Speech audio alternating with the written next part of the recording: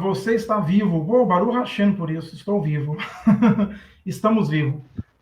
Olá, pessoal, sejam todos bem-vindos e bem-vindas. Para quem estiver online, para quem assistir posteriormente gravado, este é o canal Torá para a Vida, canal com o intuito de trazer estudos da Sagrada Bíblia, o Tanar, com foco na Torá. E deixando claro, já que estamos falando sobre isso, Torá não significa lei, Torá significa instrução. Então, todo o Tanar pode ser chamado de Torá. Estou aqui com meu querido amigo, meu parceiro, meu irmão de todas as horas, Silvestre Santos, né? Que é São Paulino, mas o nome é de Santista. Hoje nós vamos falar um pouco sobre o querido Paulinho. Eu confesso que falar de Paulinho é um assunto um pouco delicado, porque, veja bem, é uma brincadeira com um ponto de crítica, mas sem ofender a fé de ninguém. Os cristãos não seguem a Jesus, seguem a Paulo, a divindade maior do cristianismo. Bom, Silvestre, quiser dar uma boa noite para o pessoal antes da gente começar, a palavra está com você. Boa noite a todos. Mais uma vez, Yehudá, agradeço aí o espaço, né? Como você falou, né, bem complicado falar de Paulo, né? Realmente, Paulo ele é mais seguido do que Jesus. Hoje à noite a gente vai mostrar algumas contradições de Paulo. Porque eu vejo muita gente falar mal dos judeus, que a lei era ruim, que a lei tinha que acabar, que Jesus veio para abolir a lei, etc, etc, etc. Isso muito pelas palavras de Paulo. A gente vai ver só em Gálatas 3, só em um único capítulo, se ele realmente falava isso por inspiração ou porque ele pegava textos isolados, igual muita gente faz hoje na teologia. É isso aí. Bom, deixando também como apenas um adendo, não estou afirmando nada, mas há muitas pessoas que não acreditam que Paulo existiu como ele se diz, tá? As suas epístolas, entre outras coisas, são muito controversas, ele se contradiz com ele mesmo, em outras passagens, uma hora ele é a favor da circuncisão, depois ele é contra. Digamos que Paulinho era meio bipolar. Bom, é isso aí. Sem mais delongas, Fernando Henrique, seja bem-vindo. E eu vou compartilhar aqui a tela com vocês e vamos analisar aqui o PDF feito pelo querido Silvestre.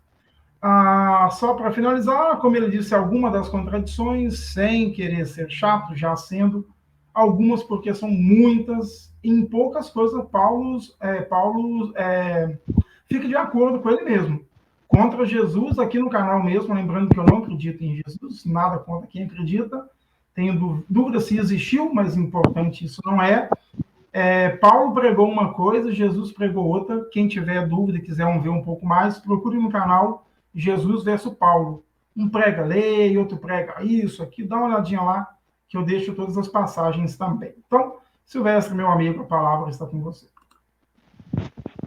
Certo? Só esperar aparecer o PDF.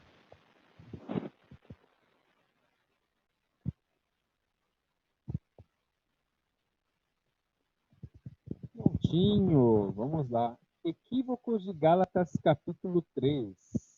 Né? Inclusive, até brinquei aqui um pouco, pessoal.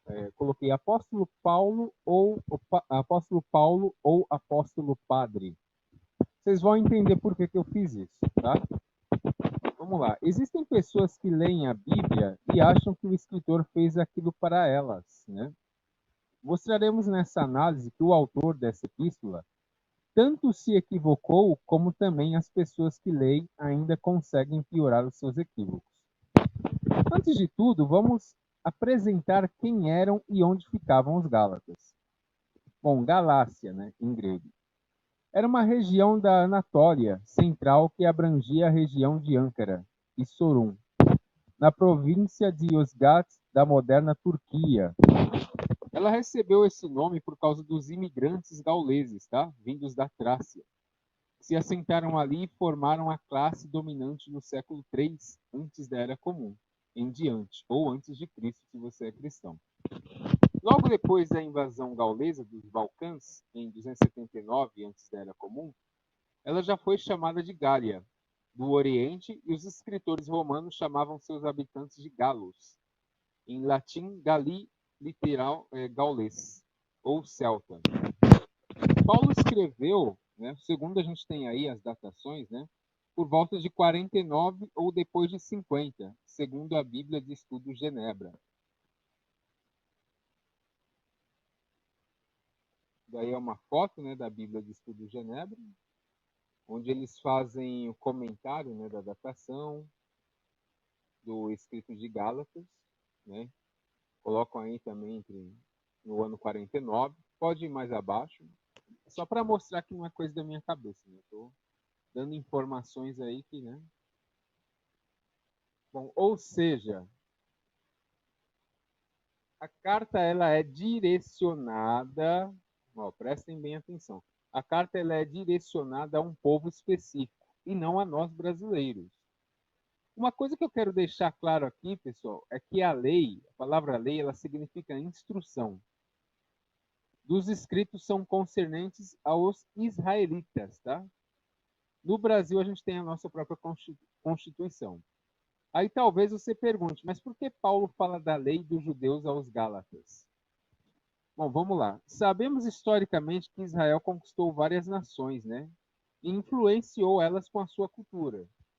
A gente tem um livro aí, a foto de um livro aí abaixo, né? Que é do Flávio José. Pode baixar aí e rodar para mostrar para o pessoal.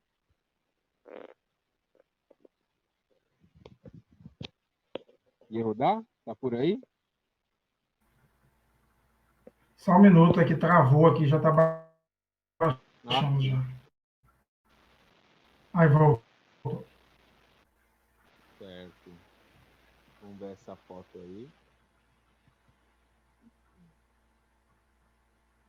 Bom, aqui eu grifei, né, uns lugares aí que Israel conquistou, inclusive em Daniel 7, a gente usou essa foto aí, né, para mostrar que Israel ela foi muito grande. Aí fala aí, ó, apoderou-se também de Gaulã, de Seleucia, de Gamala.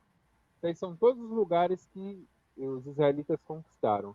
E tinha, querendo ou não, israelitas em todos esses lugares aí, no mundo antigo do Oriente Médio. Isso aí é na época do século II antes da Era Comum, tá? Essas conquistas aí, essa expansão de Israel. Pode ir para baixo agora.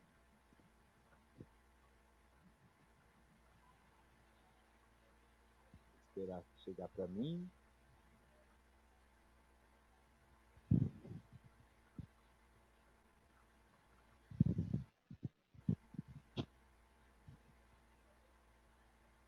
Joséfo também fala de